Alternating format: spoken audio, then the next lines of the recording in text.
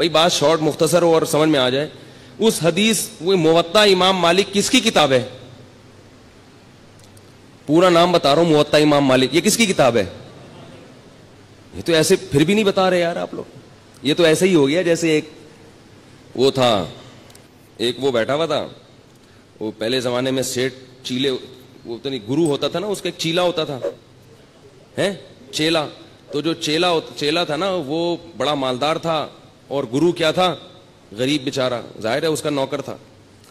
ہمارے حضرت اس پہ یہ واقعہ اس پہ سنایا کرتے تھے کہ ہر مالدار آدمی میں عقل نہیں ہوتی, بعض دفعہ بیوقوفوں کو اللہ دولت زیادہ دے دیتا ہے, بلکہ زیادہ تر ایسا ہی ہو جاتا ہے, ٹھیک ہے نا, اللہ اپنی قدرت دکھاتا ہے.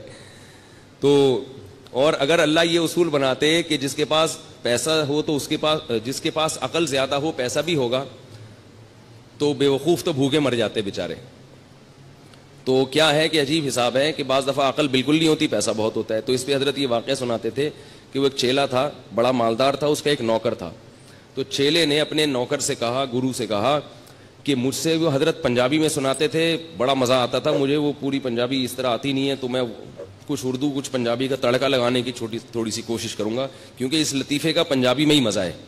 جو لطیفہ جس زبان میں بنا ہو وہ اسی میں سننے میں مزہ آتا ہے, وہ کسی اور زبان میں جب ترجمہ ہوگا تو اس بیچارے کی لطیفے کی ایسی کی تیسی ہو جاتی.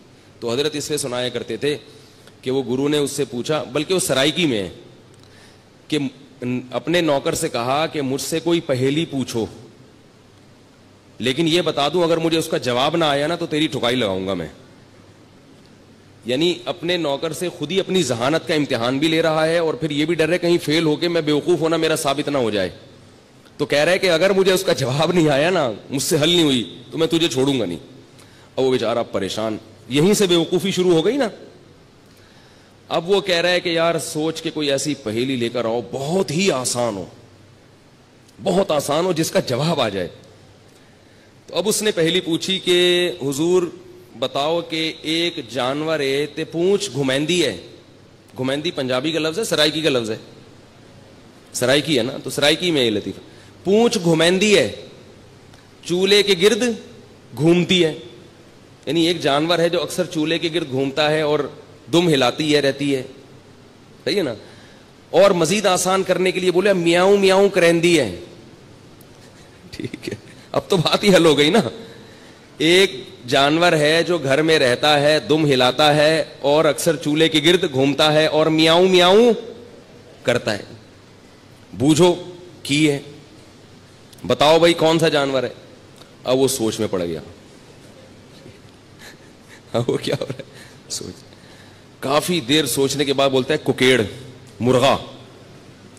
اب یہ نوکر نے بولا میری تو آئی شامت, اگر میں بولوں غلط ہے. بڑا ہوشیار تھا. اس نوکر نے بولا حضور لگتا ہے کسی نے دسیا ہے, یہ اتنا مشکل پہیلی کا جو آپ جواب لے کر آئے ہو, یہ لگتا ہے کسی نے آپ کے کان میں چپکے سے بتایا ہے. وہ بڑے فخر سے کہتا ہے اوئے اکل جی دوڑ ہے, اکل جی. یہ کیا ہے؟ اکل جی دوڑ ہے, عقل کی دوڑ ہے بھائی, کوئی بتا نہیں رہا ہم کو. تو میں آپ سے پوچھ رہا ہوں موطا امام مالک کس کی کتاب ہے؟ آپ کہنے پتہ ہی نہیں. تو نام تو لے رہا ہوں امام مالک کی. یہ تو ایسے ہی ہو گیا جیسے ایک امتحان میں سوال آیا. پہلے محمد بن قاسم کا پورا تذکرہ تھا کہ اس نے ہندوستان پہ 17 حملے کیے اور یہ کیا اور وہ کیا. آخر میں بچوں سے سوالات تھے, کیونکہ وہ بچے اتنے نالائق تھے, آج کل جیسے اسکولوں کے ہوتے ہیں کہ وہ استاذ پیپر اتنا آسان بناتے ہیں پھر بھی پاس نہیں ہوتے. تو اب استاذ نے تنگ آ کے جو پیپر بنایا نا وہ یہ تھا. پہلا سوال تھا محمد ابن قاسم نے, محمود غزنوی نے ہندوستان پہ 17 کیا کیے؟ محمود غزنوی نے ہندوستان پہ 17 کیا کیے؟ حملے کیے ظاہر ہے. دوسرا سوال یہ تھا محمود غزنوی نے کس ملک پہ 17 حملے کیے؟ یہ دوسرا سوال ہے. تیسرا سوال ہے کس شخص نے ہندوستان پہ 17 حملے کیے؟ یہ 3 سوال ہیں اور ان 3 میں ایک کرنا ہے, 2 اختیاری ہیں. ٹھیک ہے نا, کمپلسری صرف ایک ہی سوال ہے. بچے پھر بھی فیل ہو جاتے ہیں, وہ پھرے دیکھ رہے ہوتے ہیں جو لے کر آئے ہیں نا, یار اس میں کہاں لکھا ہوا ہے.